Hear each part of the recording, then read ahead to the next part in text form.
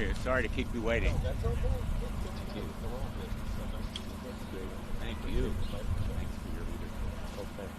And let's get our folks up here. We'll have you meet. I don't know if you know.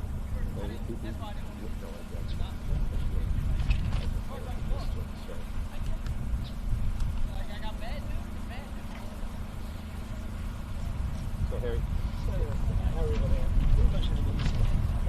Mark Gottlieb. So glad you're working on this.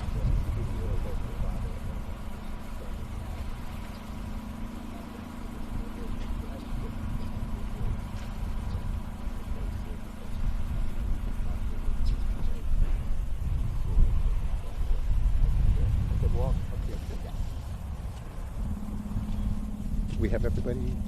We have everyone we wanted. Okay. Well, good afternoon, everyone. Sorry for the delay, but an important topic nonetheless, and we're appreciative of your joining us today. It's an historic day for our nation. I'd like to thank Senator Blumenthal. Thank you, Senator, for leading this effort with me. He will lead in the Senate, and for our esteemed guest, Gordon Douglas, who is the tall gentleman behind me. And you'll hear some special words from Gordon, and then Harry Levant and Mark Gottlieb, who are very much part of the community involved with a response to addiction. And I thank them all for making the trip to D.C. for this event. For over 6 years, the sports betting industry has been working itself deeper and more directly into the lives of the American people. Americans who gather with the intent of simply enjoying some of the greatest pastimes like football, whose 2024 season just kicked off last week, have a long history of belonging to kids and young adults and families. But now every single solitary moment of every sporting event across the globe has become a betting opportunity. And whether you're scrolling on social media, driving down the highway past billboards, or listening to your favorite podcast or radio station, sports betting ads are there to prompt you with an endless cascade of flashy promotions. This relationship between the gambling industry and sports has reached intolerably dangerous levels, and it's well past time for Congress to step up and make a difference. I'm proud to have been a champion on addiction issues for my entire career. I currently serve as chair of the Addiction Treatment and Recovery Caucus in the House of Representatives. Over the years, I've fought hard to expand access to mental health and substance use care.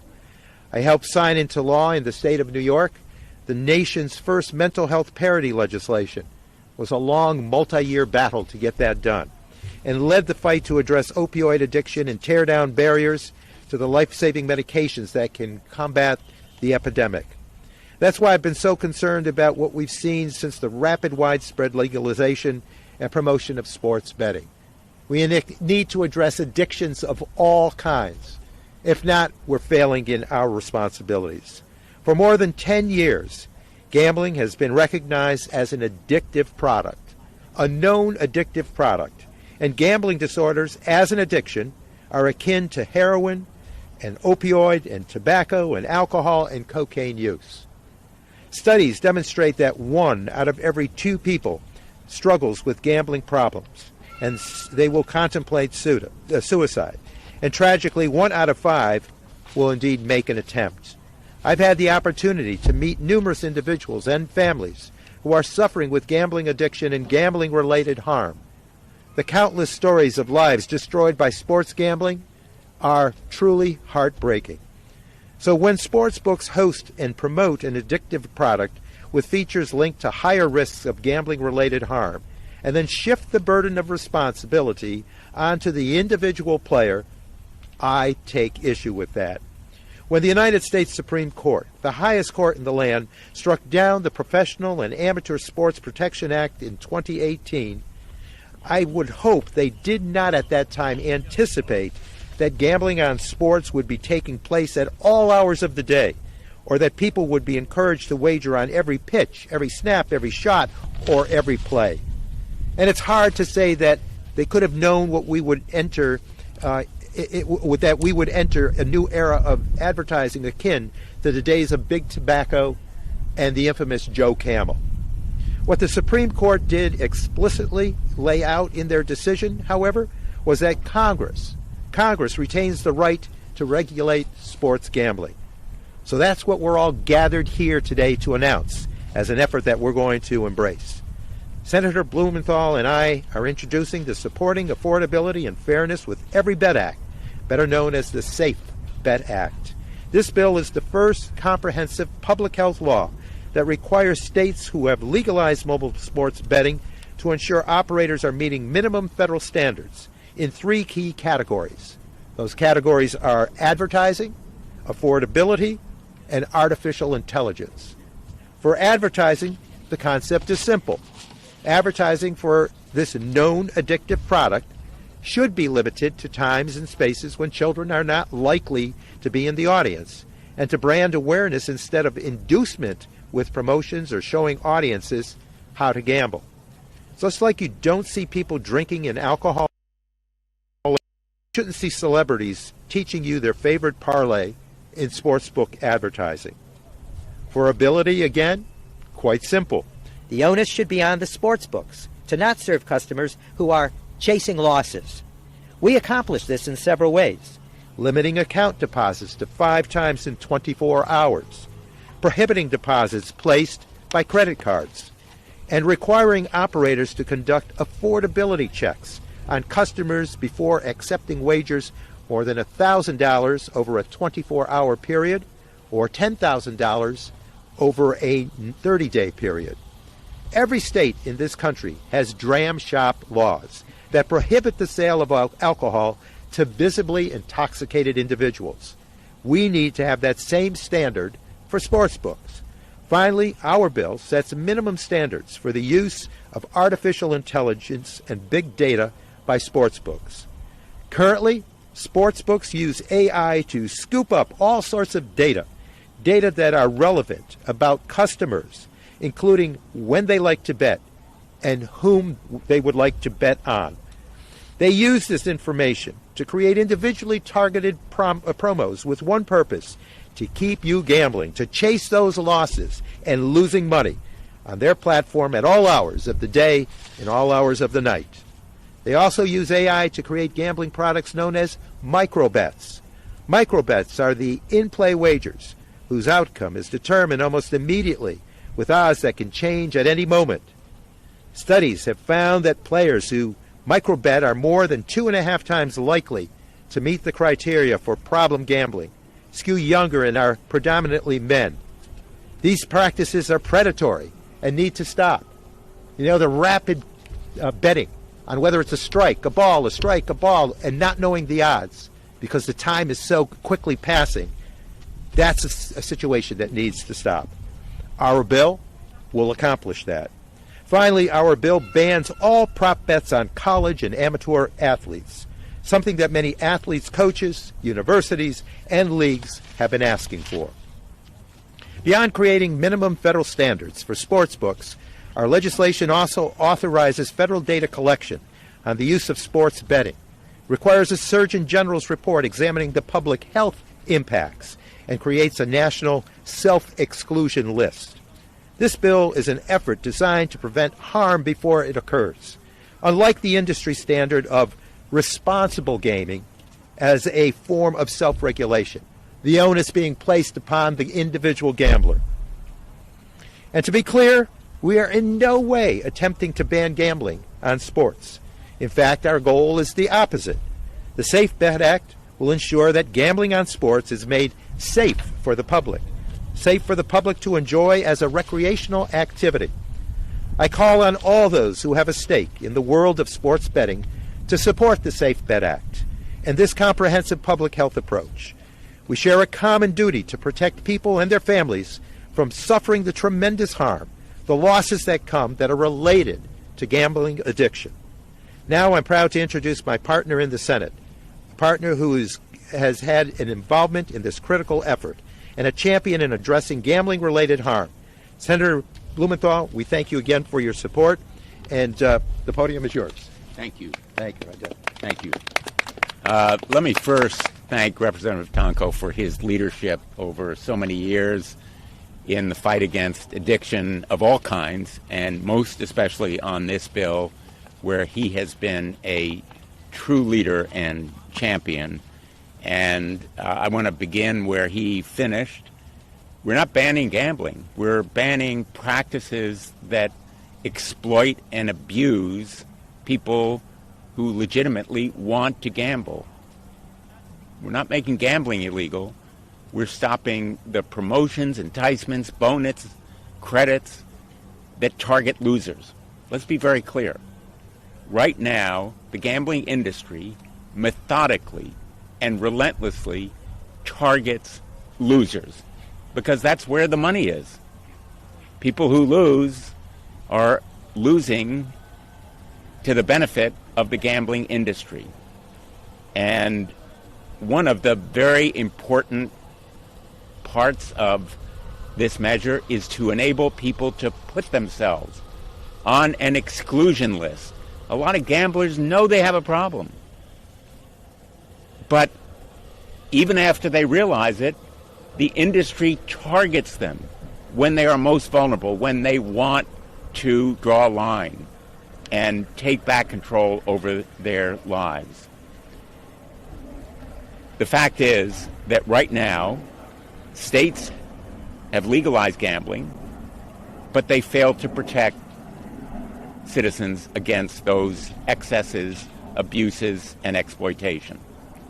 State regulation is faint-hearted and half-baked. That's why we need a national standard, not to ban gambling, but simply to take back control over an industry that is out of bounds, literally operating outside the bounds of decency and respectability.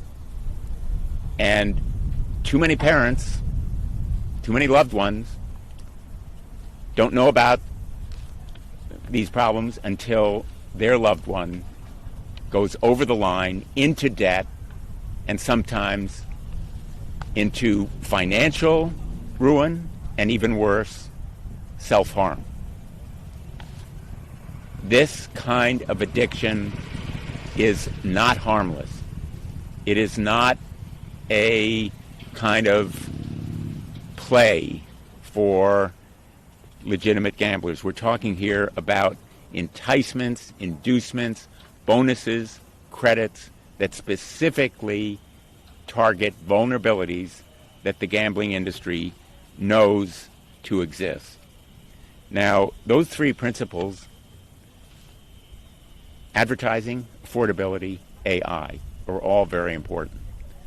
But for me, in some ways, the most appalling and frightening of them is AI, because it offers the potential for literally person by person targeting to narrow the appeal to what this industry can know is the susceptibility of that individual in a very scientifically advanced way, and it's becoming more advanced technologically. This industry is exploiting the most advanced technology to make the most money. And what we are seeking here, essentially, is common sense standards that states would adopt. We're not telling states what to do. We're setting a floor, a minimum they have to meet to have their applications certified, and they have a lot of freedom within those parameters, meeting those guidelines, to do more. There's no preemption of them if they want to be tougher. But a bare minimum is required as a matter of public health. I'm a law enforcement guy. Most of my career has been spent as a federal prosecutor and as a state attorney general. This bill is a matter of public health. It is a matter of stopping addiction, saving lives, and making sure that young people particularly are protected against this exploitation. What we've seen sometimes is that the colleges and universities themselves are complicit in making agreements with the gambling industry to enable promotion of gambling on their campuses. And fortunately, we've written to them. They've been fairly responsive. But what we need now are standards that can be applied across state boundaries, because we know advertising and enticements are across state boundaries in their reach and their design. So again, my thanks to all who are here today, and most particularly to Representative Tonko. Thank you, Senator. Thank you, Senator, for your partnership, your sponsorship, and your thoughtful perspective shared about the crisis at hand. I'll now kick it off over to my friend Harry Levant at the Public Health Advocacy Institute at Northeastern University School of Law. I first met Harry in Philadelphia at his invitation to tour the gambling treatment program at Ethos Treatment, where Harry works as a certified gambling counselor. His skill, and I would say his passion, for supporting those impacted by gambling-related harm was evident from the very first moment that we met. And every day since, he's been a true friend and partner in this effort. He knows the pain, the consequences that befall individuals who are impacted by this addiction. So I'm proud to introduce Harry Levant. Thank you, Congressman. Good afternoon. I want to start by thanking a few people who may not appear on camera today.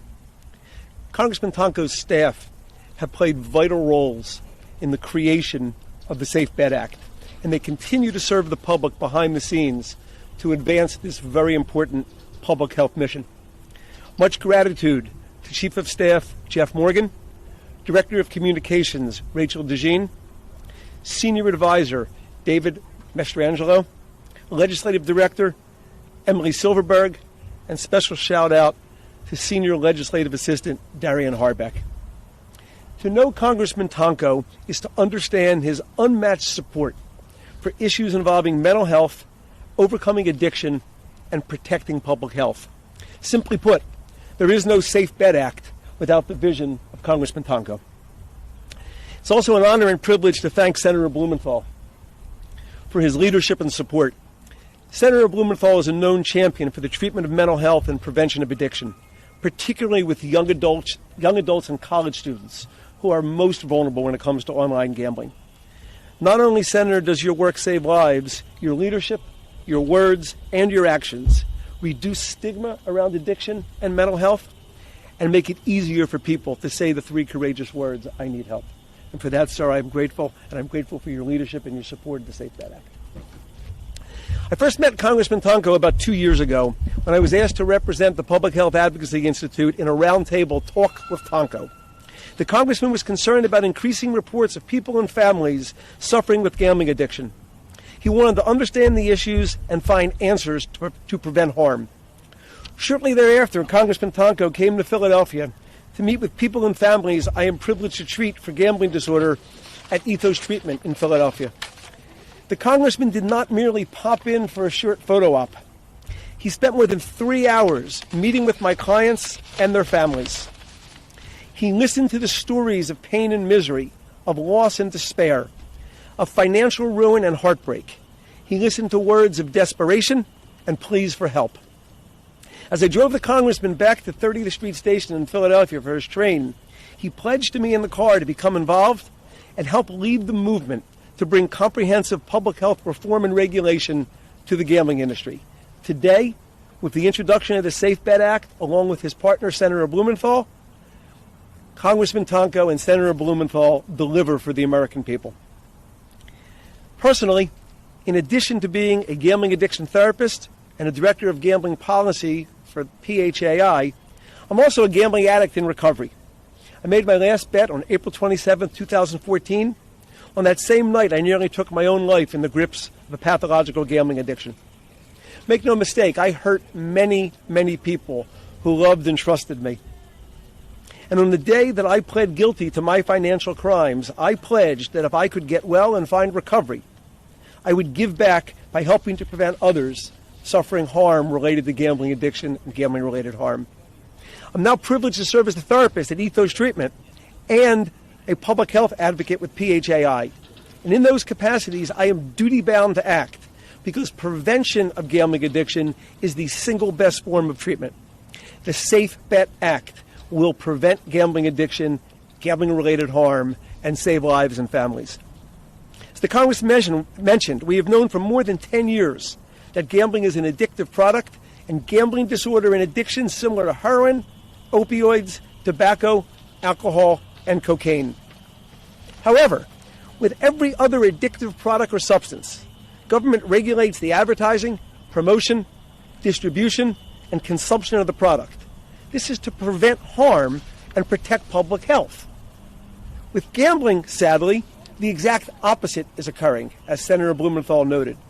The gambling industry business model is designed to deliver constant and nonstop gambling action on every phone, tablet, and computer. With the use of cutting-edge technology and artificial intelligence, the gambling industry has effectively turned every micro moment in each game and sporting event into more and more gambling action. One company even entices people to make every moment more and promises live betting, quote, from opening play to the final whistle. Advertising offers the illusion of no-sweat bets and promises to return losses. The truth is, no losses are ever returned. Instead, credits are issued to immediately keep people chasing more and more action. To keep people in action, the gambling companies even offer what's called reload bonuses. When a person loses all of their money, they're offered bonus credits to entice even more deposits. The clients I'm privileged to treat compared these tactics to a neighborhood dope dealer offering small samples and refusing to let a customer stop. We need to ask ourselves, what would we do if a bartender used such tactics to keep people drinking? We'd shut the bar instantaneously. We'd never tolerate such conduct. With sports gambling, these tactics and much more are currently used by the gambling industry in 38 states and the District of Columbia. The gambling industry and its sports partners have taken sports away from children, families, and the American public. Every pitch, shot, snap, serve, swing, and more are now used for gambling. Sports have become the equivalent of a non-stop slot machine. So how did we get here? There are essentially two answers to this question. Also, two answers to the question of why, under the leadership of Senator Blumenthal and Congressman Tonko, Congress needs to act to bring federal regulation to the gambling industry. The first answer to the question is that online sports gambling is a fundamentally different and more dangerous product than anyone could have imagined. In May of 2018, when the Supreme Court decided the Murphy case and struck down PASPA, no one could have foreseen what would be happening just 6 years later. In fact, on June 14, 2018, when Governor Phil Murphy of New Jersey made the very first sports bet in the state of New Jersey, he wagered $20 on the New Jersey Devils to win the Stanley Cup in 2019, a bet that would take 11 months to decide.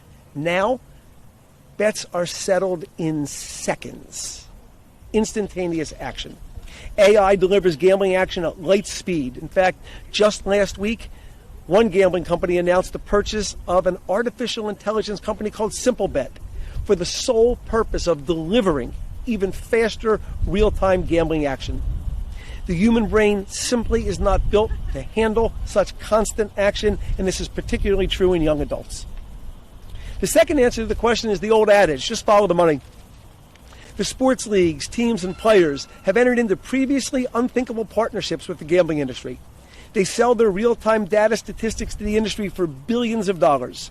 The gambling companies then turn these statistics into constant gambling action, micro bets, same-game parlays, player proposition bets, and much more.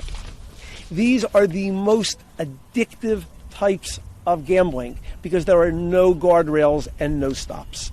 Then the industry simply urges people, bet responsibly, and they call this their responsible gaming model.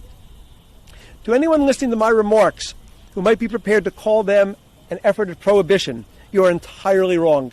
As both Senator Blumenthal and Congressman Tonko noted, we are not opposed to gambling. Rather, we're opposed to a dangerously flawed system of industry self-regulation which places the onus on the public and then offers to pay for treatment after people have suffered harm.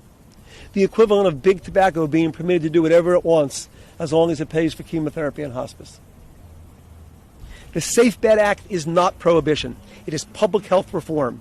It's regulating an addictive product It places public health and safety over greed. The Safe Bet Act includes measures such as affordability checks, deposit limits, ending player proposition bets on amateur and college sports, banning credit card deposits, regulating the use of artificial intelligence, restricting microbetting, and limiting advertising. These are common sense reforms designed to prevent harm before it occurs. The reforms are part of an ongoing effort to replace the responsible gaming model of industry self-regulation with meaningful public health reform. The Safe Bet Act serves this purpose, and it is necessary because nobody wins unless everybody wins. Thank you, Congressman. Thank you, Senator. Thank you. Thank you, Harry. Thank you so much. Thank you, Harry. And Harry, I assure you that those conversations with your clients continue to speak to me. It's now my pleasure to introduce someone who knows far better than most the devastating impact that rampant unchecked sports betting and sportsbook advertising has wrought. Gordon Douglas is a father of 3 children, one of whom is currently in recovery from a gambling disorder. And so he's here to share his son's story. Gordon, welcome to Washington. Thank you for your insight. And as I just learned, you're doing this within days of your daughter's wedding. So it's selfless of you to be here, but it tells me how very important you believe this issue is. God bless you. Thank you, Congressman Tonko and Senator Blumenthal, and thank you, Harry Levant. I appreciate the opportunity to be here today to share with people a story which has touched me and my family and is very personal to us. You'll have to forgive me if I get emotional as I discuss this story. Like he said, my name is Gordon Douglas. I'm a recently retired CPA tax partner for a large accounting firm. I'm married to my wife, Lisa, of 39 years. I have 3 children, Andrew, Caroline, and Kendall. They're adult children, and they were brought up in a stable, upper middle class family in Greenville, North Carolina. I say that just as a point of reference for everyone. We are what you would call an average family. We're average people. My son Andrew loves sports, and he's a competitive athlete and baseball coach. Like many people, Andrew started gambling on sports with bookmakers. This started as small bets for fun with friends. In 2020, Andrew was 28 years old and moved to Pennsylvania. As a resident of Pennsylvania, Andrew was living in a state where sports gambling was legalized, and all of a sudden he was bombarded with advertisements and promotions from gambling companies. Like everyone who does it at first, it was small time and done to have a little bit of fun. His thinking was, everybody's doing it. It's no big deal. And for many people, that's probably true. Andrew started online betting by signing up with one gambling company. He soon received promotions and offers from at least 6 more companies. Andrew told me that gambling promotions and advertising were all over his phone, his computer, and his TV. He was soon gambling on his phone that led to the reality that sports betting for him was non-stop during every game. For him, betting online made it seem very easy to turn $100 into $200 or even more. He won sometimes, and that made it more fun. It gave him a rush that helped him to feel good when he was stressed or struggling in some way. The betting became less about the money and more about the feeling that it gave him. It didn't matter that the winning always was offset by losing. When it isn't about the money, it always goes on until everything is gone, everything is lost. Betting became an addiction. With virtually no limits on his betting opportunities at all hours of the day, every day of the week, he couldn't find relief. Lisa and I personally saw how this gambling addiction began to destroy his life. He began to hide his face from us. He was ashamed and hated what was going on. It destroyed our relationship. Because like any addiction, He needed more and more to fuel it. He became a different person that would say anything to get money to gamble. He reached a point of wanting to end his life because he saw no way out. Our lives were in turmoil because we did not even understand what was going on. Gambling can be done in secret on your phone without anybody knowing what you're doing. Thankfully, our story did not end in tragedy. By the grace of God, the prayers of friends and family, our eyes were opened to what was going on, and Andrew was able to get help. It was a miracle. Unlike many people, we had the means to help him get on a path to recovery. I know that God led us to that path of recovery that ultimately introduced Andrew to Harry and his gambling treatment program. And we are on a path of restoring our relationship. Andrew has been courageous and strong in recognizing his addiction and working hard to get on this path of recovery. It is a treatment that is every bit as hard as any substance abuse. I'm proud of his progress. He does this despite the constant bombarding of advertisements and online prodding of those trying to exploit his addiction. We as a country should not allow him and others like him to be exploited. We must put in some safeguards for those racking up credit card debts, loans, and other massive debts by gambling and obviously betting in an unhealthy way. We should do what is right to limit access to this type of gambling. I want to thank Congressman Tonko and Senator Blumenthal for their leadership on this issue. We will be spreading the word and asking everyone we know to become involved and support the Safe Bet Act. We don't want other families to suffer the way our son and family have suffered. Thank you.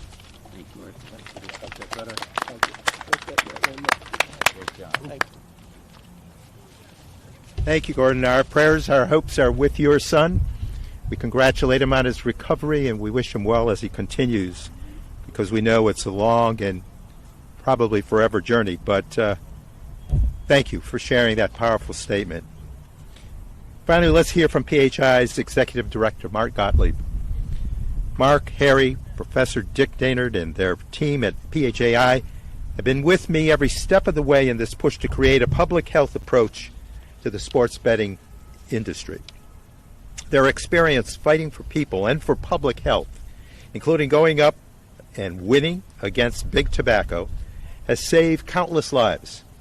Their work in this space is invaluable, and I'm so thankful to have them here today as we introduce the Safe Bet Act. So, Mark, if you would, share some words, and again, thank you to the entire team. Thank you, Congressman.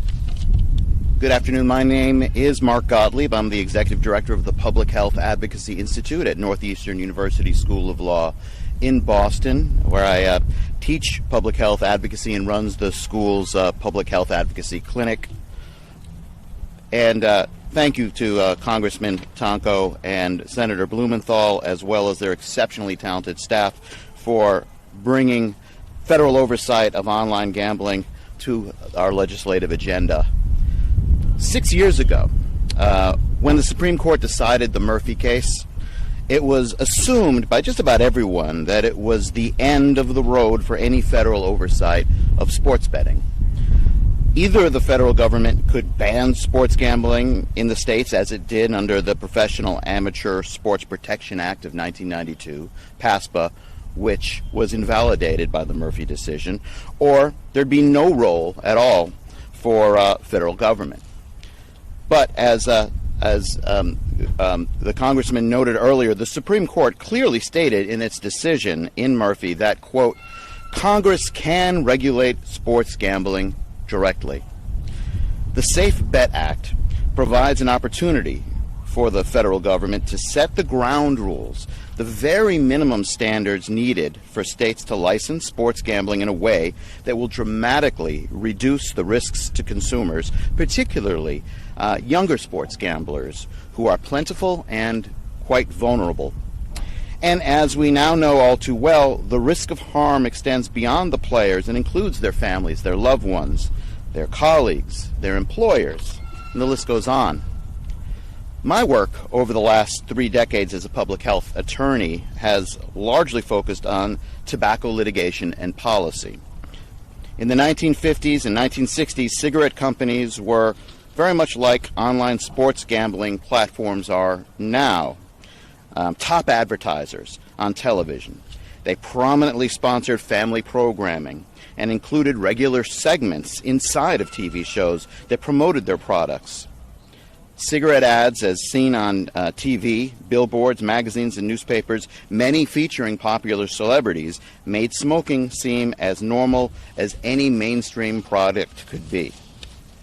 And even though we were becoming more aware that smoking caused lung cancer at that time, it was framed around the notion that it was excessive smoking that was the only risk factor. And addiction, that word rarely came up at all. Smoking was seen as a bad habit, like nail biting. It's a behavioral issue. All the while, the industry, the tobacco industry, knew that, as one company's general counsel and vice president wrote in a secret memo in 1963, quote, "Moreover, nicotine is addictive. We are then in the business of selling nicotine, an addictive drug." This was the state of knowledge in the executive ranks, which was denied in any and all public statements by the tobacco industry. And this strategy worked remarkably well. Like the cigarette companies, the online sports gambling companies also heavily advertise on TV, sponsoring pre- and post-game programs, inserting paid segments into sports broadcasts. They also feature popular celebrities to help present the idea that using their products is normal and safe. And like big tobacco, they also understand that fundamentally, their market growth requires recruiting new customers who lose their ability to control their use of these products. And that is because the products are designed to cause an addiction that is just as real as addiction to nicotine or opioids, for that matter. The products available now and the speed and volume of gambling action they provide were unimaginable when the Murphy case was decided just those 6 short years ago. These are the factors that make them more likely to cause harm, and these are the factors that are addressed by this legislation. In the case of big tobacco, their influence and deception went on largely unchecked for decades. The little congressional action that occurred was largely at the behest of or coordinated with the tobacco companies, which had unrivaled influence in this building behind me for those many years. As a result, smoking-caused disease is, in 2024, still the largest cause of preventable morbidity and mortality in the United States. This public health disaster was attributable to a massive regulatory failure here in Washington. In the case of online sports gambling, it's only been 6 years. 6 years of minimal and uneven state regulation that has not been focused on preventing the harm caused by these new and ever more risky products that rely on marketing, machine learning, and incredible computing power to extract as much money from Americans and American consumers as is possible. But the Safe Bet Act offers a very different trajectory in terms of the role of the federal government from that which we saw with tobacco. It will permit online sports gambling and the entertainment and excitement that it can provide to continue in the states so long as it is done in a way that minimizes harm. And because the harm from online sports gambling can occur much faster than the harms from smoking, it's really an urgent matter to move this legislation forward and create a sustainable future for the industry without ruining countless lives unnecessarily. And, while some may consider the Safe Bet Act to be a long shot, it is, as its name suggests, a safe bet for public health, for families, and for keeping the true joy of sports, which isn't micro-betting and in-game parlays, by the way, alive. Thank you. Thank you, Matt. And that concludes our speakers, but I do say that I think you can sense from each of these individuals there is great passion and a sense of great urgency to address this issue. And I just ask that everyone that can be making a difference here gives it the total commitment that it requires and deserves. I think that certainly when we held roundtables and when we visited with the clinic, it was a great way to be sensitized to just how this problem impacts people as individuals and their families and their community. And I recall one person saying that he was 30 years in recovery from the addiction of gambling. And in his prime, he would have to find the nearest track or the nearest casino or the nearest OTB parlor to feed his passion. Today, he reminded me that each and every day, every hour, those that may have that addictive gene have the machinery right in their hand. 24/7. Think about that. This is easily accessible. And a client that I met at Harry's workshop indicated he would take his phone into the shower at 5 a.m. and bet on a sporting event nations away. Somewhere on every day and every hour, there's a sporting event going on. This technology can really impact lives. So we'll move to any questions or comments from our media.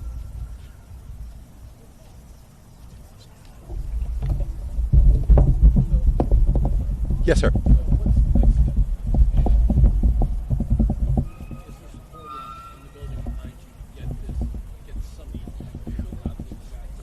Yeah, I've had conversation with colleagues as we introduced the skeletal of our concept. We at once had introduced something more focused on advertising, but we understood from that introduction that it's more comprehensive than that as a solution.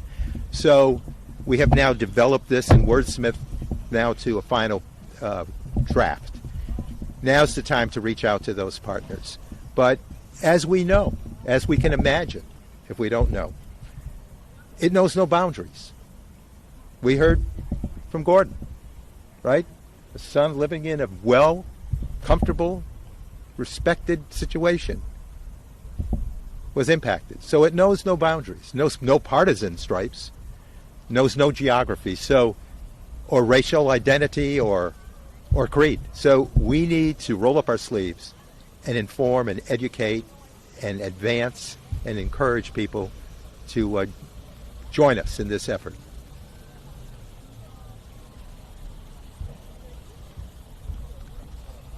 If no other questions, that tells me we did a good job there, team. I thank you for your participation today. Know that this is serious business, and know that this is about harm reduction of a known addictive product that is on sale 24/7. Thank you, everyone.